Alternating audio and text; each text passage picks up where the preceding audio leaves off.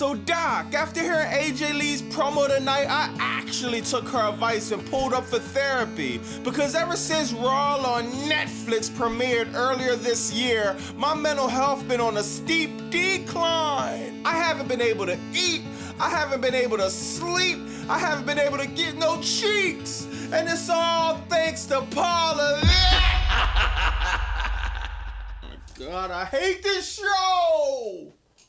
But let me know what AJ y'all want to talk about tonight. AJ Lee or AJ Styles? Let's just talk about AJ Styles, right? This dude comes out, he cuts a shoot promo. He says, oh, somebody in the back doesn't want me anymore. They took away all my help. They sent Gallows out the company. They sent me Chin on SmackDown. Excuse me!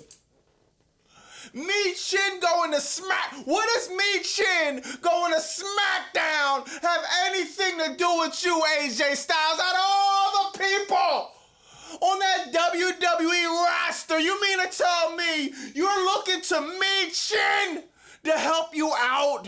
Now, I'm not going to lie, Paula Vick makes me madder than anyone on this earth. But I can't blame him for jobbing you out if you're looking around and expecting Me Chin. Some of this stuff you just can't make up. Imagine you're in 6th or 7th grade, you're getting bullied by a kid that's way bigger than you, way taller than you. He can fight. And you're looking for help from your little sister that's in kindergarten. AJ Styles, man, it was a shoot promo. You almost had me. But when he brought up Me Chin going to SmackDown, I mean Crackdown, you completely lost me there. Another thing that had me lost was Seth Rollins' outfit. What version of Air Force Ones are these, sir? I've never seen them before, and quite frankly, I never want to see them again. You're in a group called The Vision, but it seems like you go in your closet and go and pick your outfits out with your eyes closed. Leave it up to Seth Rollins to go out there in Nike cowboy boots and MC Hammer pants. Can't touch this.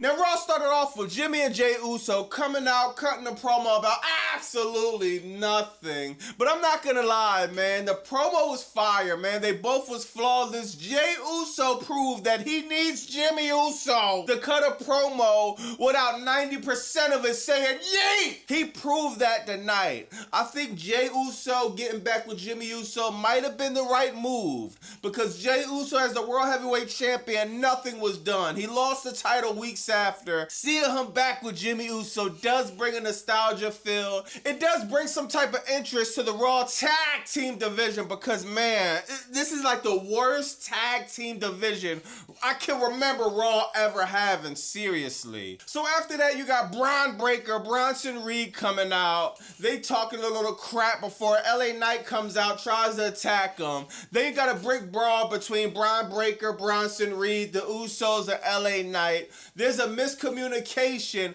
between LA Knight and Jey Uso. Bronson Reed winds up squashing Jey Uso. I don't even know if I can say it was a miscommunication. Jey Uso was mad because LA Knight didn't sit there and get squished into the corner with him. That leads to a weird conversation at the end of the segment. And it's just like, oh my God, dog, this beginning segment of Raw sucked. This ad is brought to you by Paula Vick. Shout out to everybody who hit me up, tapped in, got their early Paula Vick t-shirts, but now we got the website, BobbyMonsoon.com. You can hit the website up, get your t-shirt, but act fast. It's a limited stock only, BobbyMonsoon.com. I salute the fans for the support, thank you. Without it, we'll be something like TKO, $3 billion in debt. After that, you got AJ Styles versus El Grande Americano. Now, this is the part where AJ Styles, he cut the shoot promo, basically on Triple H, saying Triple H wants to push him out the building for whatever reason. And I agree with AJ Styles for the most part. AJ Styles is definitely a legend. AJ Styles should have been on that trash on Paris card. He should have went over that night and won the IC title. Dominic could have won it back. I mean, why Does Dominic Mysterio even have the IC title still around his waist? We cheered when Dominic won the IC title. He's done absolutely nothing with it. Now, AJ Styles posted a pic on Instagram of an hourglass and he had his logo in it, insinuating to his fans that, man, my time might be up soon. You got a lot of people in the comments furious of the booking of AJ Styles lately, and I am too, I'm not gonna lie. Outside of him asking for me, Chin, for help, that's the only problem I have with AJ Styles. I think AJ Styles been booked completely horribly these past few months. And man, something has to be done about this. And even AJ Styles' son,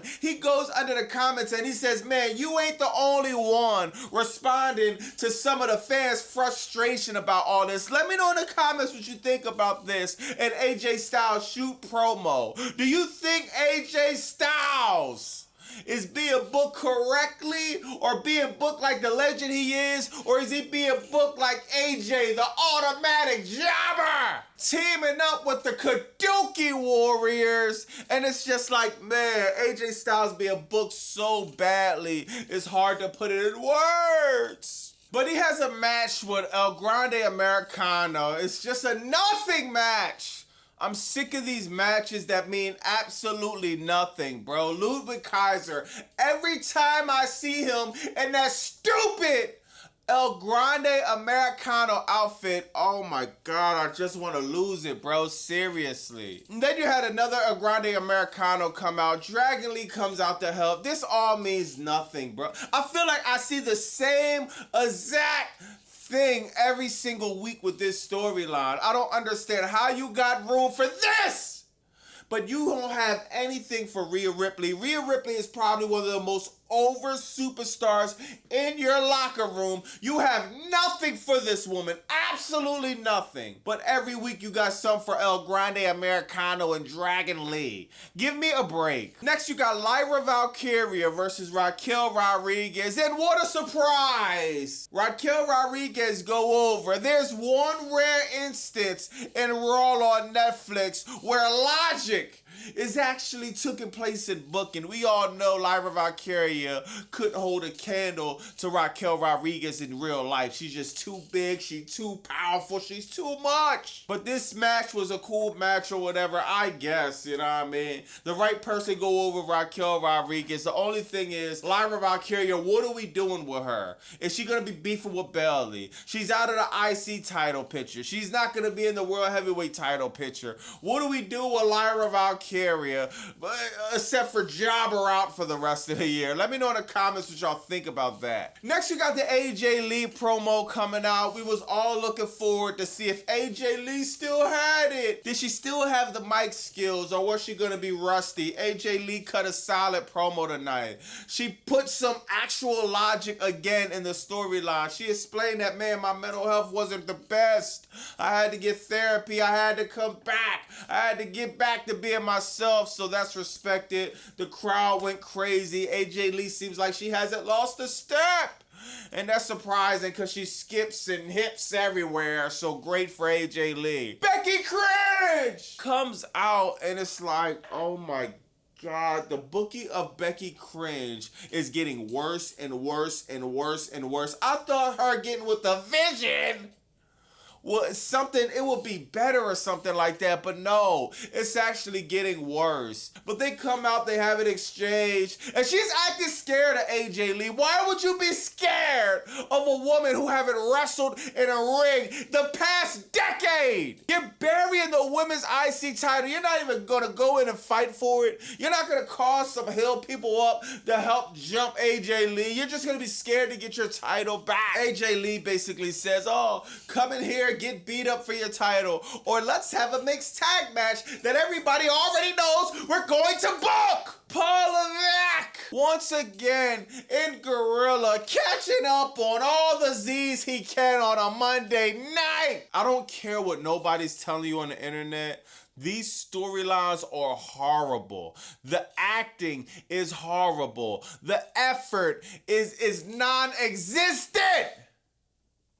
How am I supposed to put crap like this over, dog? They're not even trying to give a halfway decent product. Now you got the next match, Penta losing to Rusev. Remember when Penta first came on Raw, y'all? This dude was actually booked strong. He was undefeated the first few weeks to months. And man, now he's just a complete jobber, losing to everybody. Every time I turn around, it's another loss. He's teaming up with teams like the War Raiders. That makes absolutely no sense.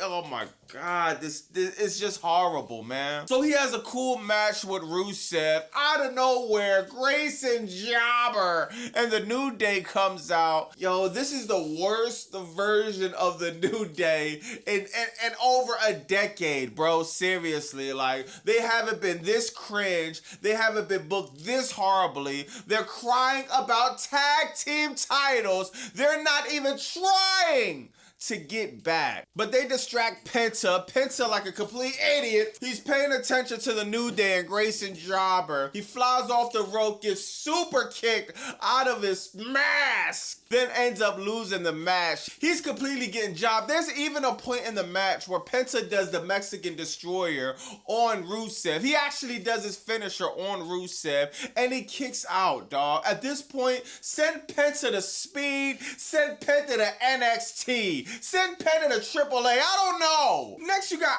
Asuka versus Nikki Bella. Y'all know I love Nikki Bella entrance music, man. You can look, but you can't touch. Nikki Bella needs to give it up! Give it up! Nikki Bella, bro, like, seriously, you just lost to Asuka, tapping out. She didn't even cheat or nothing. She beat you straight up. Why is Nikki Bella even in the WWE? Let me know in the comments, dawg. She was a Hall of Famer in the Divas division. But this ain't the Divas division no more, Nikki Bella. It's 2025. Wade Barrett was right when he said your time is up. Next, you got the main event, Bronson Reed versus LA Nightlight. And we all know LA Nightlight was gonna take the loss, just like he takes the loss in almost every single match he's in. Come on, bro. I'm so sick of watching this dude. I used to want him to have a shot at gold, give it a run at the top, but now it just seems like he's been getting jobbed so much, I just don't believe it will ever happen, to be honest. But there was something interesting at the end. At the end of the match, after he lost the match, Bronson Reed, Braun Breaker started beating him up. Then you got Jimmy Uso coming out. Then Jey Uso coming out. Then you got LA Knight coming back with the steel chair. He hits Bronson Reed with the steel chair. Then he asks Jimmy and Jey Uso, yo, man, y'all all right? We good? We good? Jey Uso gets up and said, yeah, now we good. I like this Jey Uso, man. I want Jey Uso to turn heel, man. Let me know in the comments what y'all think. Will Jey Uso turn heel? I think that'll be very interesting. Me personally, I don't think it's gonna happen. Jey Uso, one of the top selling merchandise people, one of the top baby faces. As much as I hate the yeeting, I can't lie, is one of the most over things as a babyface on the roster. I don't see the point or the logic to turn to Jey Uso heel, but I'm all here for it. I'm all here for heel Jey Uso, I ain't gonna lie. But let me know in the comments what y'all think about that. Am I bugging? Did y'all like this episode of Raw? Was AJ Lee cutting a promo enough to say this was a banger show? Let me know in the comments what y'all think about that. For me, I think not. Also, let me know what you think about Jey Uso turning heel. Is it time for him to turn heel? Let me know what you think about AJ Styles and what he got going on and the heat he probably has with Triple H. Let me know what you think about that. It's Bobby Monsoon 215. Like, comment, subscribe. Bye!